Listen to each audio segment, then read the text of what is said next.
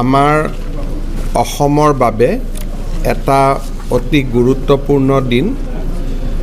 ভাৰতৰ construction giant বা ভাৰতৰ কনষ্ট্ৰাকশ্যন এক্টিভিটিক হাতত লোৱা এক বৃহৎ প্ৰতিষ্ঠান হৈছে লাৰ্ছন এণ্ড টাৰ্বো, যাক আমি চমুকৈ L&T বুলি কওঁ।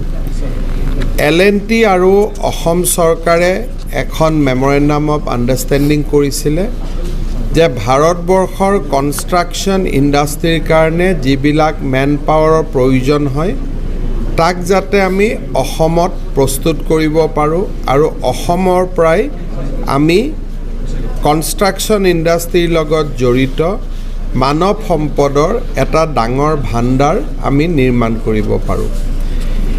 L&Tৰ লগত আমি সিদ্ধান্ত লৈছিলোঁ যে ৰাজ্যৰ 3খন ITI আমি L&Tক দিম, তেওঁলোকে তাক আপগ্ৰেড কৰিব, নতুন নতুন ইকুইপমেণ্ট আনিব আৰু তাৰ পৰা খুব সুন্দৰকৈ যাতে নিৰ্মাণ সম্পৰ্কীয় মানৱ সম্পদ নিৰ্মাণ হয় তাৰ বাবে L&Tয়ে এই ITIসমূহ সুন্দৰভাৱে পৰিচালনা কৰিব। ৰাজ্যত আমি গোসাইগাঁও, নলবাৰী আৰু গোগামুখ এই 3খন ITI L&Tৰ সৈতে চলাবলৈ আমি বুজাবুজিৰ চুক্তি স্বাক্ষৰ কৰিছিলোঁ। আজি মই গৌৰৱ অনুভৱ কৰোঁ যে এই 3খন ITI L&Tয়ে প্ৰস্তুত কৰি উলিয়াইছে। বল্লমগুৰিৰ ITIখন আজি আমি আনুষ্ঠানিকভাৱে উদ্বোধন কৰিলোঁ আৰু অনাগত এটা মাহৰ ভিতৰত বাকী 2খন ITIও আমি উদ্বোধন কৰিম। এই বল্লমগুৰি ITIতে টাটাৰ লগত লগ লাগি আমি আৰু এটা প্ৰজেক্ট বা আৰু এটা শিক্ষাৰ কেন্দ্ৰ আৰম্ভ কৰিছোঁ।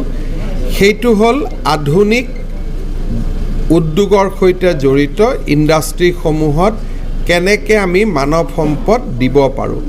আৰ্টিফিচিয়েল ইণ্টেলিজেঞ্চ, আমাৰ 3D প্ৰিণ্টিং আদি যিবিলাক নতুন নতুন দেশত মানৱ সম্পদ বা নতুন নতুন ইণ্ডাষ্ট্ৰী 4.0ৰ সৈতে জড়িত বিভিন্ন উদ্যোগ স্থাপন হ'ব, তাৰ মানৱ সম্পদ অত্যন্ত কাৰিকৰী মানদণ্ডৰ হ'ব লাগিব।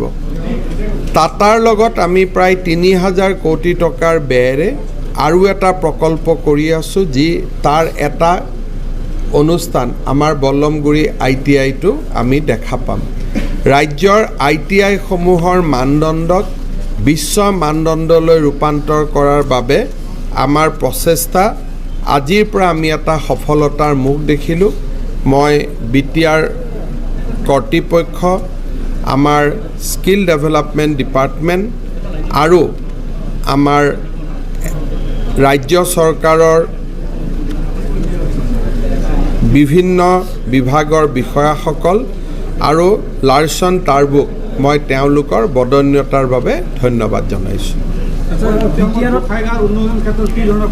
গোসাইগাঁও উন্নয়ন এইবিলাকে চলি আছে নহয়। আজি এটা বহুত ডাঙৰ মাইলৰ খুঁটা হ'ল। মই অলপ পিছতে কৈছোঁ যে ইয়াত টাটাৰ লগত আৰু এটা ইণ্ডাষ্ট্ৰী কলেজ এখন আৰম্ভ হ'ব। এনেকৈ উন্নয়ন আপোনালোকে দেখা পাই থাকিব। হা কি গোসাইগাঁও? অঁ,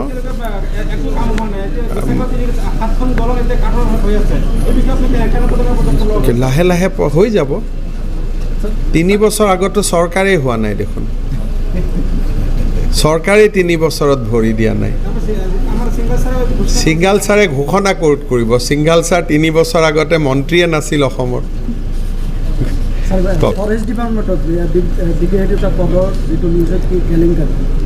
মই শুনা নাই এইবিলাক। মই কেলেংকাৰী মই যিমান জেগাত যাওঁ মই ভাল বস্তু বিচাৰি থাকোঁ। কেলেংকাৰী বিচৰা কাৰ সাংবাদিকৰ, ভাল কাম বিচৰা মোৰ কাম। মই ক'ত ল'ৰাই ফাৰ্ষ্ট ডিভিজন পাইছে মই নাজানো এইবিলাক বাবা। ক'ত আমি যাওঁ তাতে বিচাৰোঁ ক'ত ছোৱালীৰ বিয়া 19 বছৰৰ তলত বন্ধ হৈছে, ক'ত ল'ৰাই মেট্ৰিকত ভাল ৰিজাল্ট কৰিছে, ক'ত কিবা ITI হৈছে মোৰতো কাম ভাল বস্তু বিচাৰি থাকাহে মই এইবিলাকত সোমোৱা নাই মোৰ খালি ভাল তেনেকুৱা প্ৰস্তাৱ একো নাই গোসাইগাঁওবাসী ৰাইজে যোৱা 30টা বছৰৰ পৰা কামৰূপ এক্সপ্ৰেছ ৰখাৰ বাবে দাবী উত্থাপন কৰি আছে বিভিন্ন চৰকাৰ মই নাজানো বাবা এইবিলাকৰ ওপৰত মোৰ এইবিলাকৰ ওপৰত একদম আইডিয়া নাই মোৰ যিখিনি কাম অৰুণোদয় দিব লাগে কিবা দিব লাগে ৰাস্তা ঘাট বনা মোৰ কামতে মই ব্যস্ত আছো ৰাজ্যত বিজেপি কেন্দ্ৰত বিজেপি আপুনি আমাৰ হৈ অলপ সহায় কৰক যাতে কামৰূপ এটা আপোনালোকে সাংবাদিক হ'ল নে ৰাইজৰ প্ৰতিনিধি হ'ল যদি ৰাইজৰ প্ৰতিনিধি মোক এখন স্মাৰক পত্ৰ দিয়ক তেতিয়া মই পঢ়ি বুজি ল'ব পাৰিম যদি আপুনি মই নাজানা কথা এটা ফটক কৰি আনি মোৰ মুখত কৈ দিয়ে মই কি উত্তৰ দিম আপোনালোকে কওকচোন সেইটো আপোনালোকক কৈ কি লাভ হ'ব মোৰ সেইটো পৰা লাভ কি হ'ব আপোনালোকে যদি কোনোবা ভাল কেণ্ডিডেটৰ নাম দিয়ে দিব হয় নহয়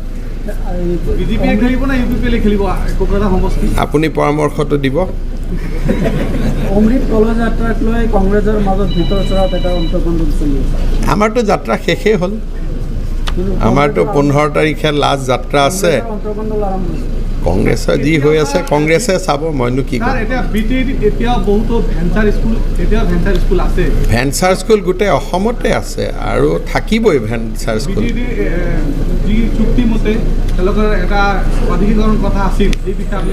সেইটো বিষয়ে আন্দোলনকাৰীসকলে সুধি থাকিব আৰু তেওঁলোকৰ লগত পাতি আছো নহয় যোনে চুক্তি স্বাক্ষৰ কৰিছে যিবিলাকে চুক্তি স্বাক্ষৰ কৰিছে তেওঁলোকৰ লগত এইটো পাতিয়ে থাকোঁ আমি চুক্তি স্বাক্ষৰ নকৰা মানুহবিলাকে ইয়াৰ খবৰ লৈ কি লাভ আছে হয় নহয় যোনে চুক্তি স্বাক্ষৰ কৰিছে আপচু NDAB তেওঁলোকৰ লগত এইটো বিষয় মই পাতি থাকোঁ আৰু যোনে চুক্তিত স্বাক্ষৰ কৰাই নাই তেওঁলোকৰ লগত এইটো কথা পাতি কি লাভ হ'ব ঠিক আছে